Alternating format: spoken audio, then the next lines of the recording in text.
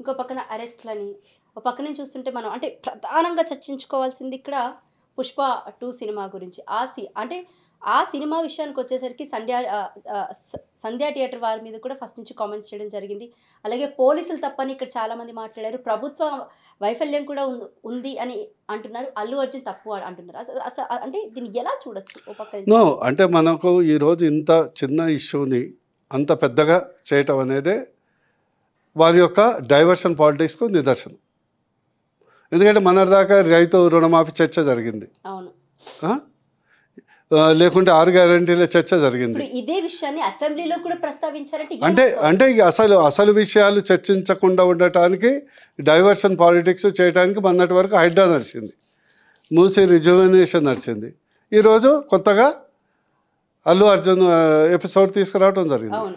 ఈరోజు ఆ ఎపిసోడ్ 20 రోజుల నుంచి నడుస్తుంది ఇదే ఎపిసోడ్ మీద అడుగుతున్నాను. ఒక ఘటన జరిగింది. నెంబర్ 2, ఇది యాదృచ్ఛికంగా జరిగింది. ఎవరు కావాల్సుకొని ఎవరిని మర్డర్ చేసినది కాదు. 3, చట్టపరంగా మీరు కేసు బుక్ చేశారు, దానికి సంబంధించింది నడుస్తుంది. చట్టం తన పని తను చేసుకుంటూ పోతుంది. 4, that is end of the story. బాబుకు కుటుంబానికి బాబుకు మంచి వైద్యం అందించాలి, కుటుంబానికి ఆదుకుంటే ప్రభుత్వం బాధ్యత. లేదా సంబంధిత ఫిలిం కానీ నిర్మాత కానీ లేకుంటే యాక్టర్ కానీ వారి నుంచి కూడా కొంత సహకారం అందచ్చు. ఈ 5 అంశాలు ఇది పక్కన పెట్టి ఒక రాష్ట్రం మొత్తం ఒక రాజహింసలాగా, గవర్నమెంట్ టెర్రరిజం లాగా ఈరోజు అసెంబ్లీ అసలు కోర్టులో కేసు ఉన్నప్పుడు దాని మీద చర్చ పెట్టకూడదు, కంటెంట్ ఆఫ్ ద కోర్ట్ అవుతుంది. అంటే సాక్షాత్ ఒక ముఖ్యమంత్రి అవాండాలు వేసినప్పుడు ఇక్కడ చట్టబద్ధత ఎక్కడ ఉంటుందండి? పోలీసు ఆయన కిందనే ఉంటుంది. డీజీపీ ఒకే రోజు CP, DGP, ACP, CI 4 press మీట్లు ఎప్పుడైనా పెడతారా? అసలు ఇది ఇప్పటి వరకు తెలంగాణలో కని విని ఎరుగుని ప్రెస్ మీట్స్ చూసాం మొన్న మనం. అవునా?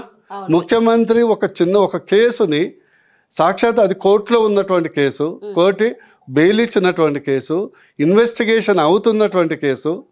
సాధారణంగా ఎవరైనా ముఖ్యమంత్రి స్థాయిలో ఉంటే ఎవరైనా చర్చకి తీసినా అది కోర్టు పరిధిలో ఉంది, ఇన్వెస్టిగేషన్స్ అవుతుంది, మనం దాన్ని జోలికి వెళ్ళకూడదు, మన కంటెంట్ ఆఫ్ ద కోర్ట్ అవుతుందని విఘ్నతతో ఉన్నటువంటి ఏ ముఖ్యమంత్రి అయినా అంటారు.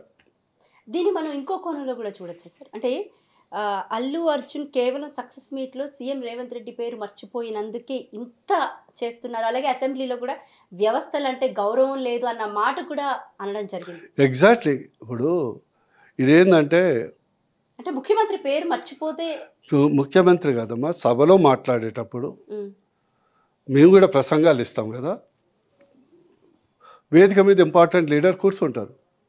సడన్గా ఒకళ్ళ పేరు మైండ్ బ్లాక్ అయిపోతుంది, ఇంపార్టెంట్ పేరు. That's a psychological phenomena. Mind block అని టై అంటారు. సడన్గా మనకు పేరు తెలుసు, ఆ వ్యక్తి తెలుసు, మన పరిచయం ఉంటుంది, కానీ పేరు మనకు ఇమీడియట్గా నాలుక మీద రాదు. That is a syndrome. That's a stage మీద జరిగేటువంటి ప్రక్రియ.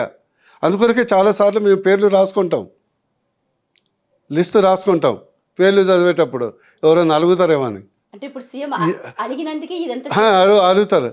కానీ ఇంత చిన్న విషయానికి నిజంగా అదే అయితే మాత్రం ఇంతకంటే దౌర్భాగ్యం అంతకంటే ఉండదు. ఎందుకంటే మనిషికి with power comes responsibility, with great power comes greater responsibility. అంటే ఇంతకంటే చిల్లర వ్యవహార శైలి మాత్రం నేను ప్రపంచంలో ఏ నాయకుడు కూడా పేరు మర్చిపోవటం, పేరు మర్చిపోతూనే దాని మీద ఇంత సీరియస్ కావటం అనేది ఇంతకంటే హట్ట గిట్ట బట్ట ఇంతకంటే చండాలమైనటువంటి మనస్తత్వం ఏ నాయకులకు ఉండదు. అది అయ్యి ఉంటే